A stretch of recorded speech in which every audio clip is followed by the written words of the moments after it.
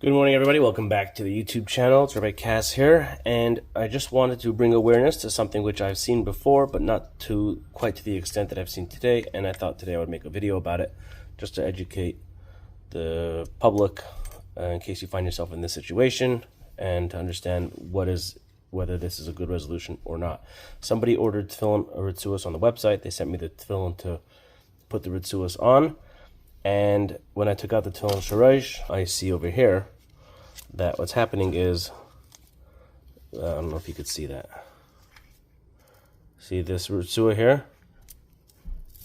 It just keeps on going. But basically what you see is that the plastic here is separating from the, I'm calling it plastic, but really it's paint. It's an acrylic paint. But basically the paint is separating from the leather. Can you see that? How it's separating.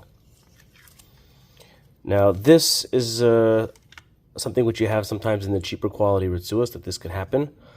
I'm not an expert in making the straps, but I've asked questions and I've gotten answers, and basically my understanding is it has something to do with how the paint for the strap was made, the gloss paint. It didn't absorb into the leather, and there was too much of one ingredient, and there was a bad run a couple of years ago, and every now and then there's still a bad run. Not in the Retzuos that I sell, but I have seen it here and there. And basically, technically speaking, because my understanding is, even without the shiny, glossy paint on the top, this would still be considered kosher just to have the leather, because it is black, right? It's a black leather. You don't really need this. But of course, this is not pretty or comfortable to wear, right? You want to have that. You want to have it. Sorry. You want to have it that the gloss is one. The paint has to be absorbed into the strap.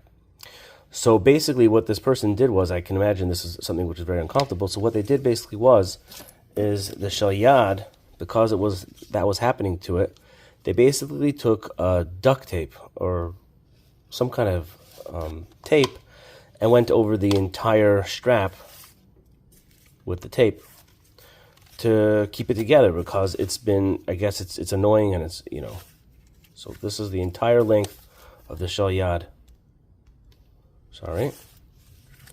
Entire length of the shel yad is tape. The entire length of the shel yad. All the way to the little end, and then over here at the end you see again how it's separate. Now what's the problem with what this person did? Probably with the best of intentions. The problem is that by doing this, you created a separation between the Retzua, the leather, and your body. The strap needs to be immediately on the arm, and by putting the tape over it, you created a separation. It's called the chatzitza, separation. So it would have been better to just have had the strap like this without this on. You could just take this off. I don't know if I can cut it or rip it. There. You could just pull it off and then just put on the straps like this. So right now they're doing the right thing. We're going to put on a brand new set of straps that this will not happen. This will not happen to the straps that I sell. But we're going to be putting on a nice, beautiful set of new Retzuos for this person. But if anybody else finds themselves out there where your straps are separating, you find that the paint is separating from the leather or something like that, better just to take it off. If it's black on black, in this case, which it is, it's dyed through and through, Retzua remains black. What happens if this is a white Retzua, like a standard Retzua is white? This can happen on the Retzuos, whether they're black on dyed through and through or whether they're white. The problem with this happening on the Retzua, if it's white, is, let's say if you have this Retzua, right? Let's say this is happening on the white and the black top layer is coming off, then the Retzua will not be considered kosher because it won't be black. The Retzuos has to be black. That's Moshe Messinai. So they have to remain black. If this top layer is coming off on the black on white, then it would not be considered kosher. But in this instance, because it's dyed through and through, my understanding and discussing with several sofrim and also some poskim is that it would still be considered kosher. So if you find yourself in this situation where this is happening, obviously the best would be to just get new straps. And if in case we're not able to, definitely putting the tape on the strap is not a solution.